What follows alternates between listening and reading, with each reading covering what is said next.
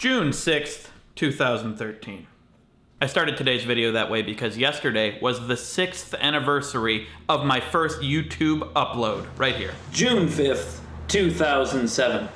The reason I'm mentioning this today as opposed to yesterday is because, well, if you take into consideration leap year and the changing of the time, I just forgot. I'm also drinking mineral water instead of beer because I don't do that anymore. I'm a grown man, I'm mature, I drink all the time, but it's 10 in the morning.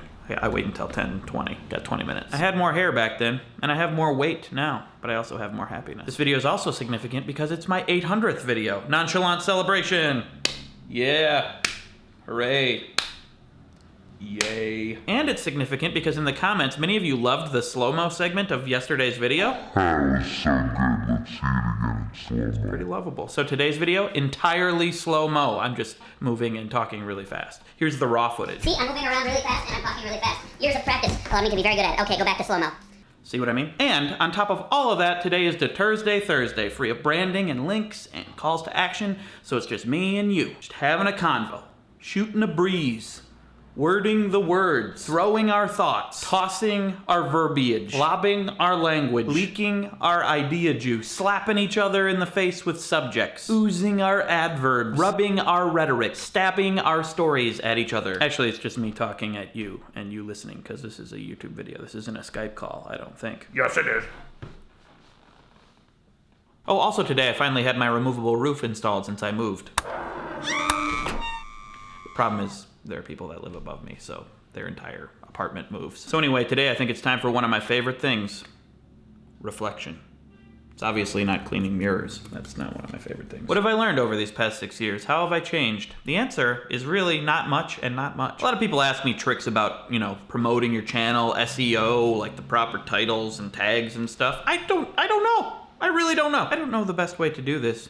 I just do what I enjoy. I think I'm as good at internet marketing as I was when I started, which is not at all. I mean, look at the title of my video yesterday. Sleepy, wheezy, parentheses, sleazy, question mark. Is that really gonna bring in the people? What to look for on the internet today. What?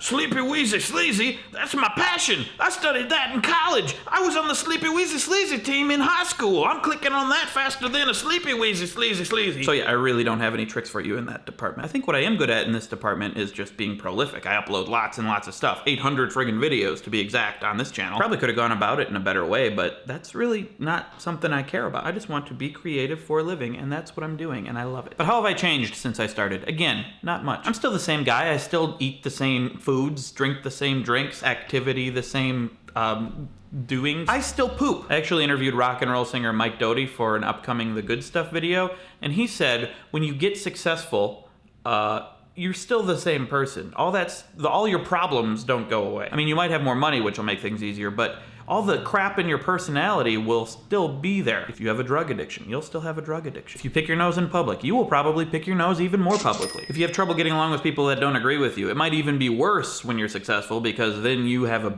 giant ego. There's one thing that's different. When I first started that video, I had nothing to lose. I turned the camera on. There was no audience that was going to judge me on my previous work or on my current work. I had a separate job, so if I failed at this, I wasn't gonna starve. There was no structure to follow. There was no plot lines to continue. It was just me and a camera. It was pure. Nowadays, there's a little bit more pressure when I turn this camera on. I'm not complaining. I would much rather be turning this camera on than trying to turn my customers on at my restaurant that I wait tables at. No, that's not what I mean. Serve them food. It wasn't that kind of restaurant. And now my grandma watches, and some of my little cousins watch, and a lot of little young people all over the world watch. And so when I talk about drinking, I'm like, oh no, am I causing some young kid to become an alcoholic? Make smart decisions. So what's changed, I guess, is the responsibility that I feel that I have. And I think that's a good thing. I think probably the most important thing that I've learned, or at least more fully realized, is the thing that affects your life the most is your attitude. You could be the richest person in the world, you could be the most loved person in the world, you could be the world's most interesting man, but if you just focus on negative things, you're gonna be unhappy. I don't always focus on negative things, but when I do, fuck! It's still easy for me, even though I'm doing the job that I love, to focus on things that make me upset. YouTube views are declining. I uploaded my video too late today. When my shirt was off in today's video, my nipples weren't perky enough. That one upsets me all the time. So I always try to not let those things get to me too much, because I think it's my optimism that has gotten me to where I am today. So no matter what level of success or lack of success you have, if you have a bad attitude, bad things will happen. If you have a good attitude, not guaranteed bad things won't happen, but you'll be happier. The people around you will be kinder to you. If I say hello to someone and they respond like this, hello, I'm gonna walk away from that. But if I say hello, oh, hello, nice to meet you. I like your shirt. Oh, thank you, that was nice. Then I'd probably continue a conversation with them. I bet your nipples are pretty perky underneath there too. I would stop there though. And I think the beard lover community is one of the most positive communities on the internet because we have ignored the people with the bad attitudes, and we ourselves have good attitudes. In my first video, I ended with a song inspired by the bad attitudes of my customers. You make me feel so dumb. Now I have a new song for you, beard lovers. Make me feel so good. You make me feel so good. You make me feel like my life is so good. Thanks, beard lovers.